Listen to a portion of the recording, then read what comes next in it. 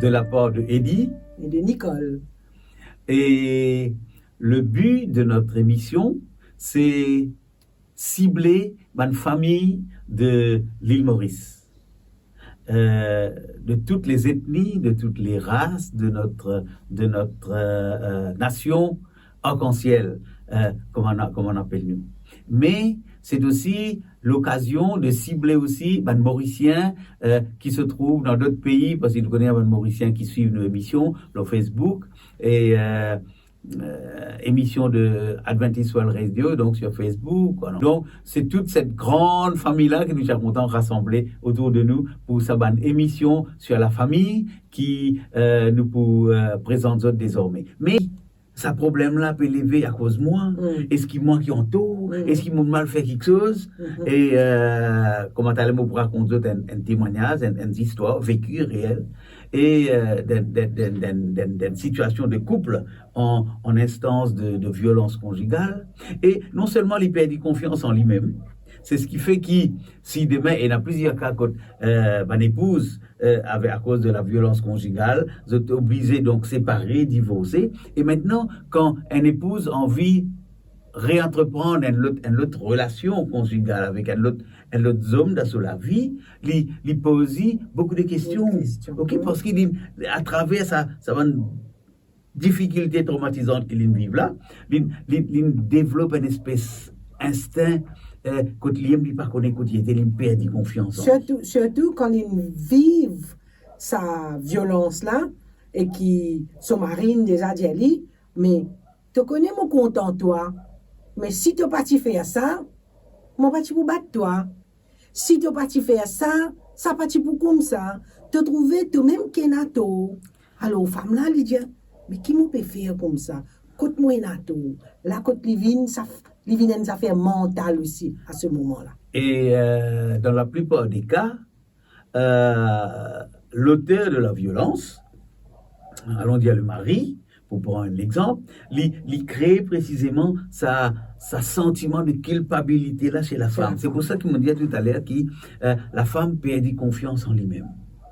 Et il arrivait aussi que la femme, la victime, la personne perd confiance dans les autres. D'accord? Si demain, cette fois-ci, est dans elle quitte son mari, qui est violent, il peut envie de refaire sur la vie, et qu'il y rencontrait une autre personne dans sur la vie, il peut manquer confiance peut-être dans cette personne-là. Et vous dire, mais est-ce qu'il ne peut pas revivre, même situation que tu peux revivre avant? Et ça crée une situation de doute dans son esprit. De sorte que, bref, c'est qui m'a permis de faire autre qu'on pense, c'est ceci. C'est qu'une situation comme ça, qui ne passe à personne, Nicole, aucun couple, aucune famille, si une situation comme ça développée, il pour laisser une trace, on ne va pas dire pour toujours, mais pour laisser une trace très longtemps dans la vie du monde. On dit une séquelle. Il y a une séquelle qui est restée. Une séquelle qui est restée. Et moi, pour nous cause beaucoup là, moi j'essaie de raconter un témoignage, une histoire d'une dame qui nous appelle Caroline. Caroline, étant les raconte sur l'expérience traumatisante de la violence dans ce couple, Caroline, c'est environ 22 ans. Et les dire qui un coup, il sa choc psychologique là, émotionnel et psychologique dans la vie, et à tel point qu'à un moment, sur l'état d'esprit, tu veux pousser même dire, me permettre fin à mes jours. Et Caroline raconte ces histoires. Ces histoires-là, ils tellement impressionnent moi, ils tellement impacté moi, ils tellement attristé moi, qui me pensais que pour nous capables bien comprendre la violence conjugale et que ce soit méfait et que ce soit un résultat négatif, pour continuer à raconter l'histoire de Caroline. Alors Nicole, alors Caroline raconte ces histoires. L'Itiena 15 ans environ, étant une rencontre le garçon, qu'il y croit, l'homme de sa vie, voilà, qu'il y croit, qui promène lui le bonheur, et qui, comme les autres femmes de la société et du monde, lui des moments de joie, des années de joie et de bonheur.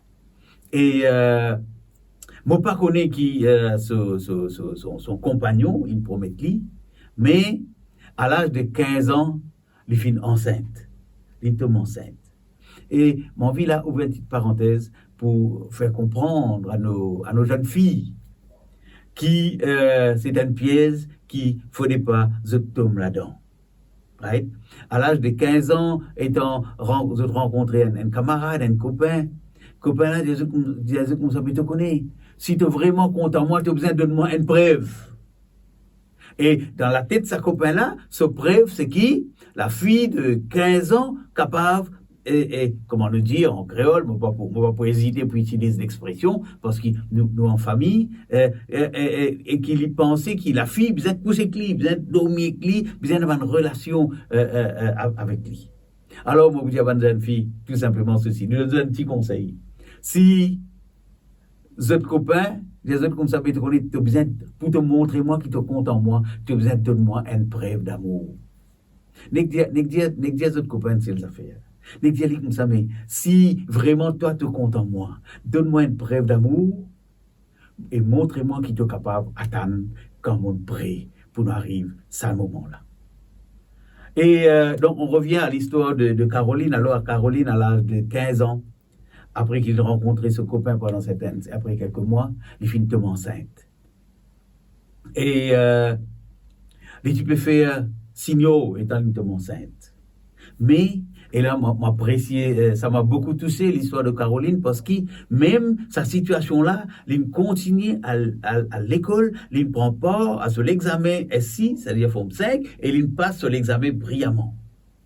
OK? Mais après, donc, étant ligne gagne ses enfants, il bizarre arrête l'écolage. 2 ans après, à 17 ans, il retombe enceinte. Et là, il arrête l'école, mais il est toujours intéressé pour continuer sur l'étude, et étant il tombe enceinte pour la 2e fois, il peut faire sur HSC. D'ailleurs, il prend part à l'examen de HSC et il passe brillamment sur l'examen HSC. Pour montrer nous que cette fille-là était destinée à un grand avenir, un bel avenir. Correct? Quand il est capable, comme les autres jeunes filles, quand les autres madames travaillent, et gagnent sur la vie, gagnent un métier, gagnent sur la vie, et continuent de développer dans la vie. Et un jour, il dit qu'il ne m'a pas connu qui m'a dit à mon mari, ne m'a pas rappelé qui m'a dit à mon mari, et il tombe au moins, il bat moi. Et étant à l'époque-là, il était enceinte de son 2e enfant de 6 mois. Là, tout basculait dans la vie de Caroline. Tout basculait. Tout ça montagne de roses et de bonheur qu'il créé là, tout ça, un rêve qu'il est fait en tant que jeune fille, tout, comment dire, disparaît, rentre dans un dôme. Et après ça, son mari, immédiatement, vous savez, de connaître, excuse-moi, d'un moment de colère, Mofin, tape-toi, et excuse-moi, pardonne-moi, il fait un petit câlin, et donc, Caroline, il brillait parce que tu es content de son mari. Right? Il n'a pas fait non, il nous donne une 2e chance à notre couple, il est content de son mari, donc tout finirait tout normal. Mais, un affaire vous intéresse. Et surtout, et aux maris et aux épouses. La colère qui pousse quelqu'un à la violence physique. Tension de croire, mon mari, mon homme qui m'a peut causer. Tension de croire, c'est un signe de force, ça. Au contraire, c'est un signe de faiblesse. Un démon met en colère, un démon devient violent à tel point qu'il commence à taper. C'est quand il trouve d'un moment de faiblesse, d'un moment de vulnérabilité. C'est pas un signe qui montrait qui nous sommes devant femme là, non. C'est un signe de faiblesse. Comment dire, nous perdons tout argument. Nous perdons l'autre solution. L'autre solution. Alors, nos solutions, c'est nous coups de poing ou bien nous claques. Et mes chers compatriotes, et mes chers amis, là je m'adresse aux hommes, aux maris, aux pères, aux papas dans nos familles. Rappelez-vous, si une colère avec les autres, comment dire, à tel point qu'ils pensaient que la seule façon pour tirer sa colère là, c'est la violence. Et la violence, c'est toujours l'autre du monde. Rappelle-toi ce que moi fais que Jésus. La violence, c'est un signe de faiblesse et non pas un signe de force. Alors, bon retourne à l'histoire de Caroline, parce que nous terminons cette histoire-là avant que nous terminions l'émission ce soir, Nicole. Alors, et donc, Caroline étant son mari, il fait des petits câlins, il d'accord pour pardonner, etc., etc. Mais ça n'a été que de courte durée. Quand un mari, il prend une mauvaise habitude pour frapper, pour taper sa femme, s'il fait une fois, ça pourrait tourner une deuxième fois. Ça finirait tourner plusieurs fois. Et à chaque fois, l'épouse Caroline a décidé pour pardonner. Et le problème, c'est étant le mari violent, c'est un coup-là, la violence, nous sommes capables de gagner l'autre émission pour nous rendre en détail dans tout un aspect technique de la violence conjugale. Mais si fier-moi des autres ce soir, ceci. La violence physique apporte aussi différentes formes d'autres violences. Le mari de Caroline, et nous pouvons prendre l'exemple de Caroline pour montrer ça va l'étape là, ça va différentes formes de violence là. Et son mari, il commence bloquer l'argent, pas donner l'argent. Ok, pas donner l'argent pour lui et que des enfants. À tel point que Caroline racontait, et c'est déchirant, ça déchire le cœur. Caroline, il y a des moments que celle qui donne aux enfants du riz et clanti. C'est tout ce qui me tient à pour donner autres. Ça, une réalité comme ça fait nous réfléchir jusqu'à quel point la violence conjugale capable d'apporter une détérioration extraordinaire dans un couple, dans une famille. Et pas fini. Cette violence domestique, quand même capable d'amener ce qu'on appelle la violence économique. Comme dans le cas du mari de Caroline, quand il rebloque l'argent, pas donner l'argent pour ce ménage, pour ce foyer. Et ce qui peut arriver. Et le mari, finit comme ça, on va aller tous sortir. On va aller tous de bonne famille. Parce que il a envie isolée pour continuer notre contrôle au lit. Et ça, on appelle ça la violence sociale. Automatiquement, inévitablement, sa violence physique-là entraîne la violence économique, entraîne aussi la violence sociale. Les couple, les fait arrête tout sur une relation avec une famille, les parler, les sortir pour lui prendre sa contact social là. Pour lui continuer, comment dire, dominer, garder sous cette domination, continuer à faire dominer, garder comme un esclave. Et l'autre aspect de la violence conjugale, c'est ce qui est arrivé, et Caroline racontait, il dit comme ça, ce mari, il empêche lui mettre Van Lens, qui est une jeune femme de 22 ans qui n'a pas mis. Right? Une jeune femme de 22 ans, une épouse, il est content, comme toutes les femmes de cet âge, être belle, être chic. Right? Pas ça veut dire qu'il peut faire ça pour les autres hommes, il peut faire ça pour son mari aussi peut-être. Alors, ce mari, il fait lui comprendre qu'il ne faudrait pas t'habiller sexy ou quoi que ce soit, comme ça qu'il appelle ça, les sexy, il fait lui habiller comme une femme de 60 ans. C'est Caroline qui dit ça, hein? C'est Caroline qui peut dire ça. Vous pouvez inventer là, moi, Nicole. Alors, et donc, ça conduit à une violence aussi psychologique. Right? Il met dans la tête de Caroline qui lui a habillé de telle façon, des sortes qui, sa propre personnalité, ses propres choix n'a pu exister. Il casse sa personnalité. Alors, et j'arrive vers la fin de l'histoire. Caroline dit comme ça, un jour, quand ça, il a été la goutte d'eau qui fait déborder le verre, un jour se marie une bataille en public. Et quel public? Dit-il dans l'église. Pour montrer qui a été une forme de détérioration, sa violence physique-là, fin d'arriver prend.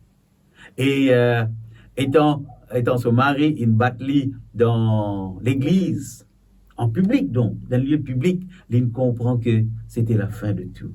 Correct? L'in obligé quitte son mari et que des enfants. Mais c'est là que à un moment dans sa vie, l'idée de mettre fin à ses jours et même traverse l'esprit de Caroline. Dieu merci. Il n'est pas allé jusqu'au bout de sa décision. Mais aujourd'hui, Caroline, encore une femme qui se recherche encore, qui encore toujours peut rôde le chemin. Coup de poilet. Tout simplement parce qu'Enzo, son mari, il lève la mélodie et fin créer une situation qui 10 l'eau 10. Pas une situation qui peut améliorer, mais c'est une situation qui peut détériorer.